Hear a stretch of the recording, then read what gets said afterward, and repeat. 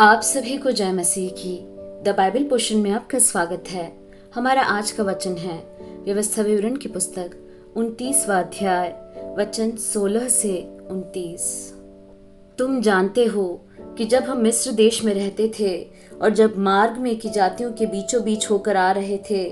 तब तुमने उनकी कैसी कैसी घिनौनी वस्तुएं और काठ पत्थर चांदी सोने की कैसी मूर्तें देखी।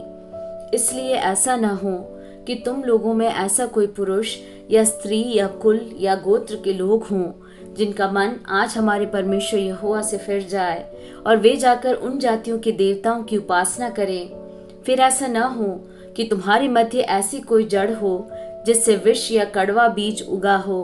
और ऐसा मनुष्य इस शाप के वचन सुनकर अपने को आशीर्वाद के योग्य माने और यह सोचे कि चाहे मैं अपने मन के हठ पर चलूं और तृप्त होकर प्यास को मिटा डालूं तो भी मेरा कुशल होगा। यहोवा उसका पाप क्षमा नहीं करेगा, वरन यहोवा के कोप और जलन का धुआं उसको छा लेगा, और जितने शाप इस पुस्तक में लिखे हैं वे सब उस पर आ पड़ेंगे, और यहोवा उसका नाम धरती पर से मिटा देगा। और व्यवस्था की इस पुस्तक में जिस वाचा की चर्चा है उसके सब शापों के अनुसार यहोवा उसको इस्राएल के सब गोत्रों में से हानि के लिए अलग करेगा। और आने वाली पीढ़ियों में तुम्हारे वंश के लोग जो तुम्हारे बाद उत्पन्न होंगे और परदेशी मनुष्य भी जो दूर देश से आएंगे, वे उस देश की विपत्तियां और उसमें यहोवा के फैलाए हुए रोग देखकर और यह भी देखकर कि इसकी सब भूमि गंधक और लोन से भर गई है और यहाँ तक जल गई है कि इसमें न कुछ बोया जाता और न कुछ जम सकता और न घास उगती है, वरन सदोम और अमोरा अदमा और सबोईम के समान हो गया है, जिन्हें यहोवा ने अपने कोप और जलजलाहट में उलट दिया था। और सब जातियों के लोग पूछेंगे, यहोवा ने इस देश से ऐसा क्यों किया और इस बड़े कोप के भड़कने का क्या कारण है?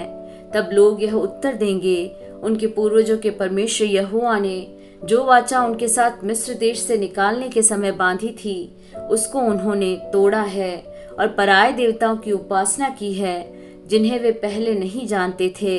और यहोवा ने उनको नहीं दिया था। इसलिए यहोवा का कोप इस देश पर भड़क उठा है कि पुस्तक में लिखे हुए सब शाप इस पर आ पड़े। और यहोवा ने कोप और जलजलाहट और बड़ा ही क्रोध करके उन्हें उनके देश में से उखाड़ कर दूसरे देश में फेंक दिया, जैसा कि आज प्रकट है। गुप्त बातें हमारे परमेश्वर यहोवा के वश में हैं, परंतु जो प्रकट की गई हैं वे सदा के लिए हमारे और हमारे वंश के वश में रहेंगी, इसलिए कि इस व्यवस्था की सब बातें पूरी की जाएं।